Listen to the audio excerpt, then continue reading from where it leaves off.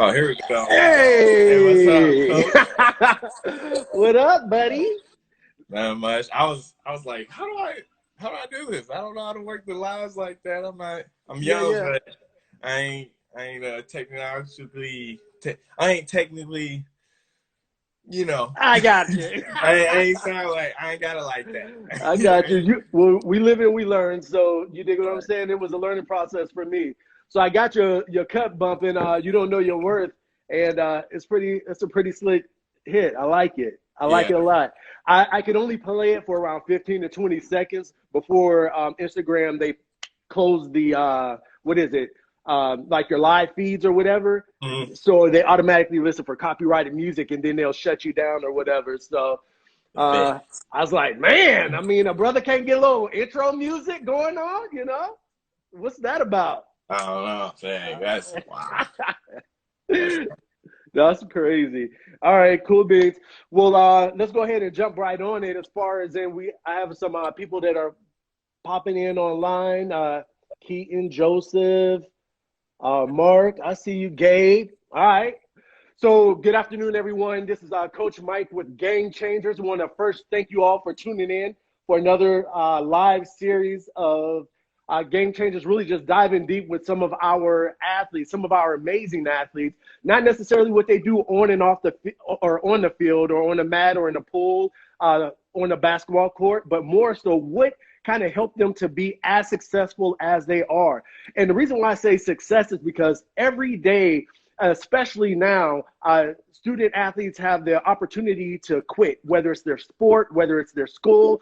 And what I want to do is make sure that we provide a platform that shows you that if you just push through, you will see that you share a lot of similarities with other athletes that have kind of gone through certain decisions. So with that said, welcome the one, the only Elijah Burch, one of Game Changers ambassadors, who has been with the organization for maybe about a good 5 years or so now.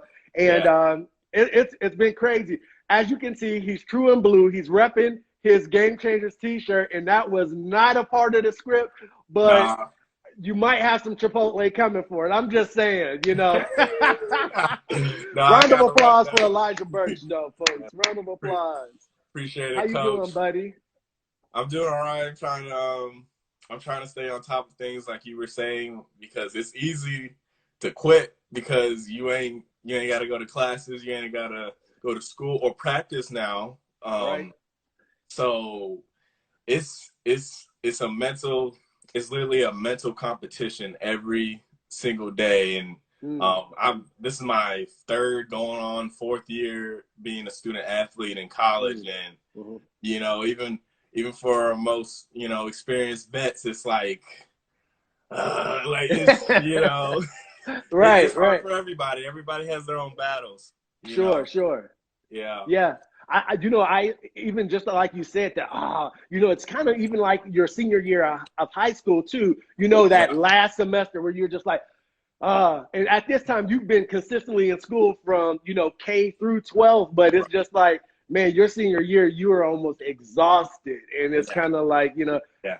every day, every day is a chance to be able to make it or break it type of deal, get out there and do what I got to do, Right. Yeah. So, That's yeah, it. it's real on the field. Well, awesome. Well, so the format today is fairly loose. What I really wanted to do is make sure that I touch base with you, highlight a little bit of your backstory, some of the things that people may or may not know about you, and really allow for other athletes just to kind of see your trajectory, see exactly what that path was for you and what kind of enabled you to get where you are now, and let's rewind that clock back some. I mean, you're still young, but what some people may or may not know is that, this didn't happen overnight. This was a story in the making. And let's start with your story from the very beginning, as far as in, your first love of, and we'll just use the vehicle of sports, but your first love of sports, when you got introduced to it and what that was for you and what that did for you. Ooh, well, my first love was it wasn't a true love because I didn't like all of it and Okay. all the stuff that came with it. It was baseball. Mm. Coming up, my dad, he got me in like right outside of T-ball because he didn't like that. But right outside of T-ball, he got me started with baseball, Mm. and I was always the youngest kid, so I was like 5. Oh. And I was one of those kids, like, I would just be in the outfield, like, looking at birds, picking flowers and grass up, looking Right. at bugs in the ground, and but it taught me a lot of mental toughness with getting struck out because baseball is a very big mental game because Mm. it doesn't mean baseball you could be a horrible athlete and not really athletic but still Mm. be one of the biggest names and best players Mm. in that craft. Mhm. And Mhm. I really respect it today, and it taught me a lot because I was bad all the way up until 5 up until I would say maybe 11 or 12. Okay. Yeah, and then that's when I started getting good. I started pitching, Okay. and that was my first real taste of success. And I was just like, wow, I really like sport and just like the process of getting better of it. Mm. And I started. I went from like the little league, you know, bench warmer to the guy that when he gets up to bat, he's gonna crank it over the fence. Because Okay. yeah, I was one of those kids when I would step up to play, everyone's like, "Get back, coach, back, get Get, back, damn it, okay. back pedal." Yeah, it Yeah, was yeah, one of yeah. those. Yeah, yeah. But yeah, I just love that. Love that part. But going into high school, I didn't want to play baseball, Mm. so I got in. So middle school and throughout, was it high school, I fell in love with basketball, and Okay. basketball taught me a lot. Okay. Because all of a sudden one day one summer I was just like, you know what? I want to learn how to play basketball. 7th grade, made the team in middle school. Yeah. Couldn't couldn't dribble. Didn't know what hand to use for layup and stuff. Right. It was rough, but Okay. I got better. I learned a lot through you know at going through a different type of adversity of not only being good, but just being picked on and even bullied sometimes by teammates. Mm. Mm. Who saw me as different anyway, Mm. um, and that taught me a lot. They gave me a lot of thick skin, and just it gave me the other side of sport and competition in life, where people ain't just gonna like you. Like, Mm-hmm. they don't need no reason, and so you're gonna need to not only handle yourself in a respectful way on the court, but off the court as well, Right. to stick up for yourself, Mm-hmm. but not stoop to their level, because that's Mm. a hard thing to do. Mm. Mm-hmm. Because Mm-hmm. there was a couple times I was, it got to the borderline of fights. I was like, come on, dudes, what you gonna do? Like, I was like, what you gonna do? You know, Right, right. but it just had to get to that point, and the throughout your process, I know that everybody has those points to get to Mm-hmm. with whatever it is that they're doing, Mm-hmm. and Mm-hmm. mine just happened to be in sports. And I went through a similar thing in football. Mm-hmm. And football is my love now, and Mm-hmm. that's what I'm playing in college, and that's what I originally got a scholarship for coming out of high school. But Mm-hmm. football, it was really rough too. It was even worse than basketball, because I not only had teammates, Mm-hmm. and not only just a few coaches, but like a lot of coaches, they didn't believe in me at all. Like, the first year I ever played football was sophomore year, and Mm-hmm. because my parents, they didn't want me, getting hurt. They didn't Mm-hmm. think it was like necessary to get into pads up until my body develops, and Mm-hmm. I commend them for that. But yeah, I remember one coach saying after my sophomore year, he's like, you came a long way, because at first it was like you couldn't walk and chew gum at the same time. Like, that's how Wow. uncoordinated I was. Yeah, yeah. And I had there was a couple guys that you know, had it out for me on and off the field. Like they make sure they did, you know, dirty stuff, or they would try to block me when they weren't supposed to block me, or, you know, even do, you know, go low or try to tackle me when it was unnecessary. But, you know, I fought through that, and I carried, I went to the next level from competition when I was younger, dealing with that in basketball. So I just took it to a whole nother level, and like sticking up for myself, and just pushing through and getting better, despite what everybody else said, because I'd have coaches tell me, you know, you ain't this, you can't play, you too slow, you ain't strong enough, you know, the whole thing.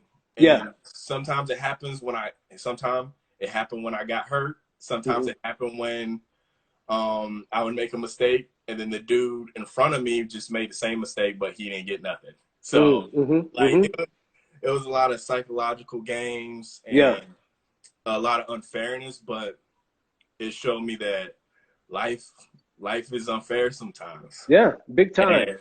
And that plays a part in your character and your future testimony, because it's not about, you know, what's going on right now. It's about the end game, #Avengers, you know, what's going to happen in the future, you know? Right. It's the end all be all. It's not, it's beyond the snap, you know? Yeah. You know what? I could appreciate, even just at the beginning, you know, like you saying, your transition throughout sports hasn't been just an easy road. You know what I mean? Just because other people have in life, they're always going to perceive you as one way, and their perception is a lot of times sometimes it's experience, but a lot of times it's ignorance, you know? And unfortunately, people's ignorance or their preconceived bias doesn't allow for them to kind of open up doors to be able to interact with some great people. So, you know, what I could appreciate is just you pushing through the madness. And like you said, you know, building up that tough skin. And there's a way to build up tough skin, but not a tough heart. You know what I mean? Yeah. You can, you know what I mean? Licks are going to come, things are going to happen, and you're going to have to build up that tough skin, but yet you can still have an empathetic heart to be able to see where people are and kind of look at the better version of them. You know what I mean? I mean, you know, I know you're a person of faith. So, you know, when I go into a dialogue as far as in, you know, we who are more spiritually wise, it's incumbent upon us to be able to take the onus and be able to, you know, kind of forgive them for they don't know what they do type of deal. You know what I mean? And so, you know, big ups to that level of maturity, you know, even at a young age, and you being able to, you know, utilize that same mindset to be able to transition you from, you know, those elementary to middle school to high school. And like you said, at the end of the day, it's life. You know what I mean? That's going to be a part of life. So and good stuff. Yeah, thank you. And to piggyback off what you said about the preconceived notions, most of the attitudes and actions that were projected onto me was actually because I was the son of a very highly proclaimed, like, great athlete in you know, the area. Because my dad, Alfie Burch, he was starring basketball in high school. He played 2 years of football in high school, but he was able to get a full ride in Michigan, and he became one of the best defensive backs in the nation towards the end of his collegiate career. And he was able to play on the pro level for a few years before he was called to ministry and everything. So from, you know, with my last name being known, everybody, you know, projected me to be the stuff right off the bat, you know, and that was, you know, that's one of the most unique and hardest things I ever had to like go through, and making my own name, you know, and my own legacy, if you will, throughout the years. And even now, still, even in a collegiate standing, because I'm at a different college. I'm at the University of Mount Union, and I play a totally different position. So it just, you know, it just took me through that process. Like, yeah, you know, it was hard in the beginning, but I'm still going through it. But it's for me. It's not for anybody else. And I have to carry myself in a way of like, they don't know, like you said, they don't know the best. They don't know Right. everything. Forgive them. Right. They're just ignorant in that sense. But yeah, Right. that was it's been an interesting process throughout that, even in college. Yeah. Find my own way now. Yeah. Gotcha. So one of the other things, and we may circle back to it a little bit later, but one of the things that I definitely want to kind of highlight on is your core support. Your core support, specifically your mom and your dad. Mm, And since I moved back to Ohio and really being able to, see them, meet them, and then see their interaction and their involvement, with you as far as in, your dad. Especially even with your younger brother. He was a coach when I had a flag football league, mm, and he was on point. And he always positively coached up the kids. Hey, you're right. gonna make mistakes, da da da. And I just don't want to kind of overshine that because a lot of times. We don't have or we don't see a lot of positivity sometimes in people's homes.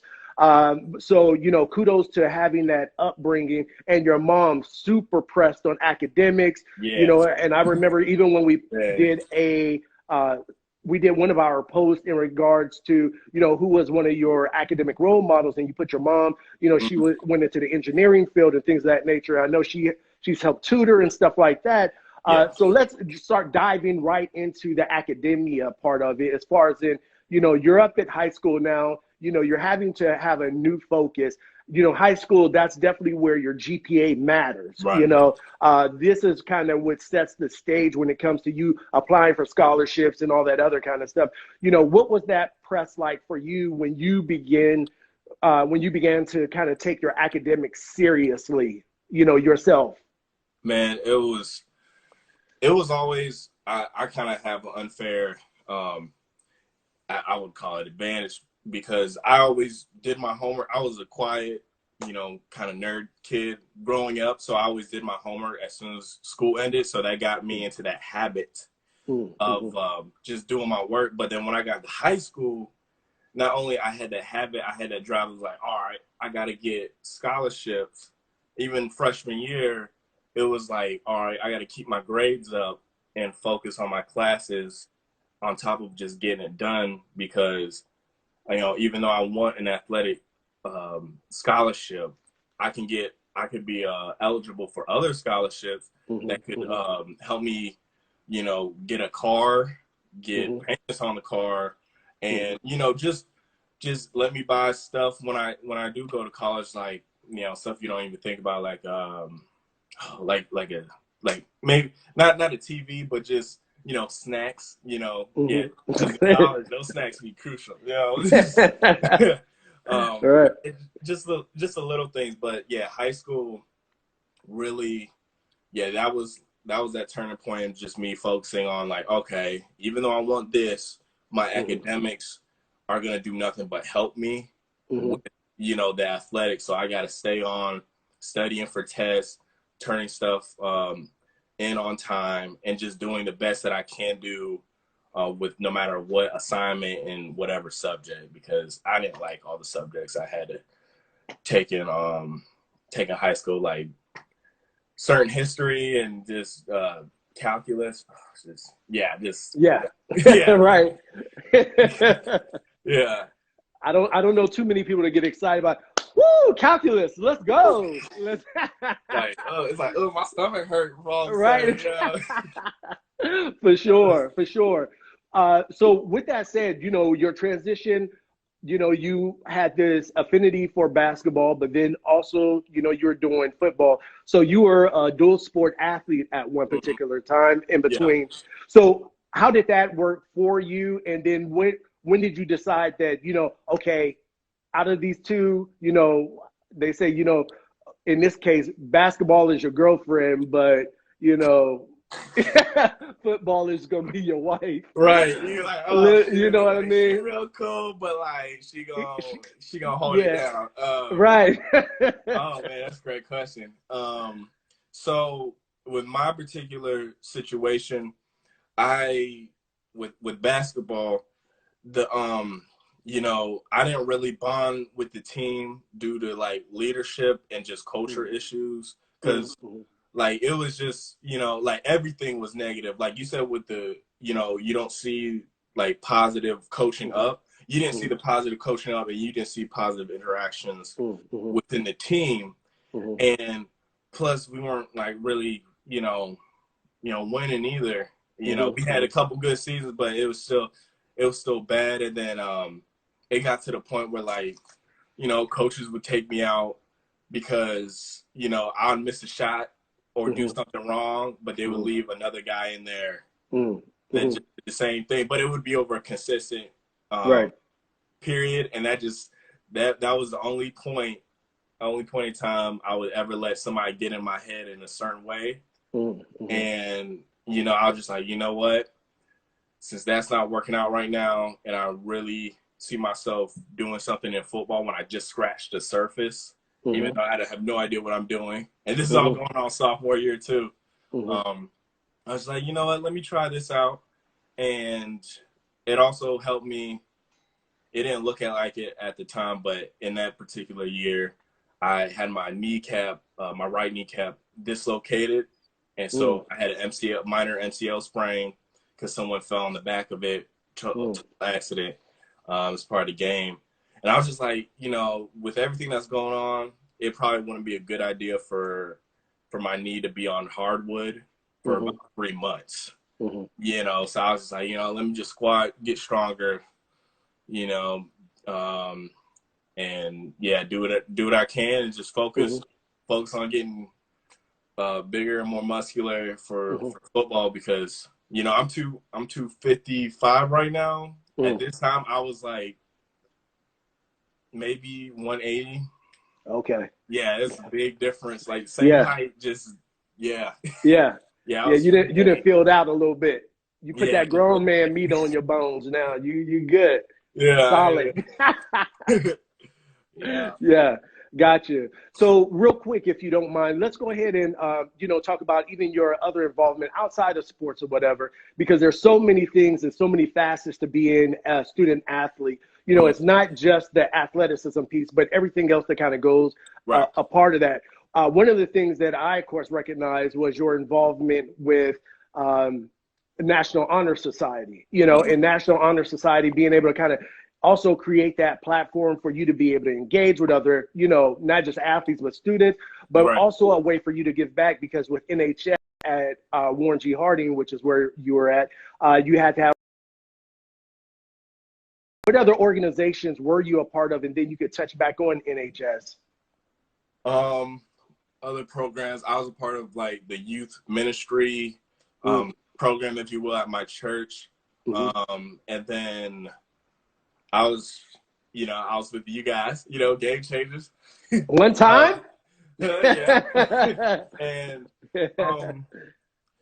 then as a student athlete, I don't think, trying to think, this is off, like, this ain't really a program, but I would also like go to my, former second grade teacher's class.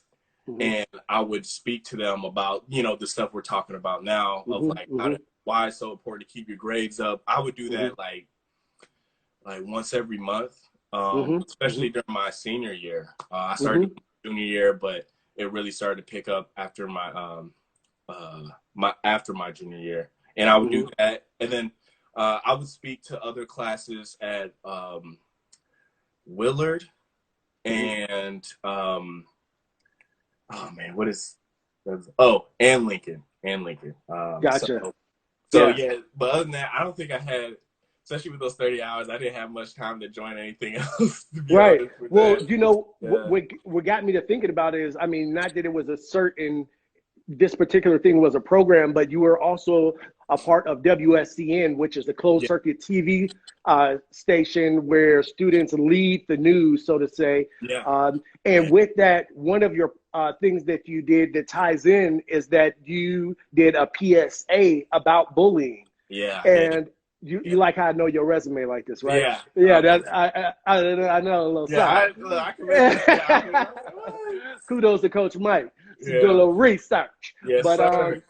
but yeah, so circling back around, so I believe that that was extremely important because second, third graders, any of those younger students, athlete or not, they can learn so much, and I believe they connect more with say for instance you, because you're almost like a big brother to them, Right. coming into the classroom and you being able to talk about certain situations such as bullying, and being that bullying was something that you were that came across in your previous years. Mhm.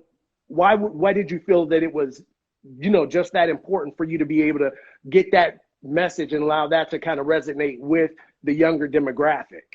Um, that that particular idea, literally, I thought about it. It was early in my senior year, or yeah, senior year to like late junior year. I really started to think about like what all that I've gone through Hmm. in my younger years with interactions with people, good and bad, and I'm Hmm. just like, if I'm feeling like this, someone, and just knowing that the truth about everything, that someone has it worse. So I was just Hmm. like, somebody gonna need this, Hmm. Hmm. just as much as that I probably needed this. Um, when I was their age. So Correct. I made that whole video about bullying, anxiety, and oh darn, and I think I put depression in there too, Hmm. Hmm. because yeah, a lot of so and being a psychology major now, I see so many like mental health conditions Hmm. that are very secretive when it comes to the younger people. Hmm. It's either, even though we have social media and stuff, a lot of Right. things are like under the rug because Sure. I from what I've seen, I think that most people my age and younger, they not only don't know how to communicate what they're feeling, Hmm. they don't have the outlets to communicate their feelings and what they're going through, and that they feel like it's unimportant because everything's supposed to be great when they're young. Yeah, Hmm. Hmm. that's Hmm. a societal thing too. Right, right, right. No, 100%. Let me just also take this moment to pause for the cause. First of all, thank you everyone for joining in. Hopefully you're pulling something up out of this conversation, especially for our athletes. Whether you get it now or you get it when we post it on our IGTV live, is that, listening to how Elijah was talking about, encouraging our younger generation, being that they can suffer from anxiety, depression, um, you know, these are loneliness. These are the times where you never know what encouraging word that you could give to just a youngster, whether it's you see them out there playing basketball or you see them out in the street running around, and you taking just a couple moments of your time just to say, hey, how you doing? How's school going? Everything okay? And, whatever, and just dropping a couple nuggets. You never know what part of your conversation or your interaction throughout a day could help uplift them. So, make sure, throughout the day, don't get so consumed with yourself that you forget about everyone else that's around you, especially even in times like this, where I believe a lot of us are feeling this sense of being closed in. It's a little bit different. And I'm not speaking, anxiety or depression over anyone, but what I am saying is that you might not be the jovial person that you're used to being, because these are, just challenging times. So if you're going through that, imagine what a kid is going through, especially if they're in a home that may not be as supportive. So make sure, again, if you see some kids or you even see your peers, shoot them a quick text message to your peers. Hey, what's up? Just checking on you. Whoa, whoa, whoa. If it's a kid, hey, how you doing? How's your grades? How are you adapting? Whatever. You never know what part of your conversation could allow them to think, at 1 o'clock in the morning when no one else is around, man, someone cares about me. So I wanted to, make sure I put that plug in. Life is not about us. It's about helping someone else, Right. and you'll be blessed in the end. So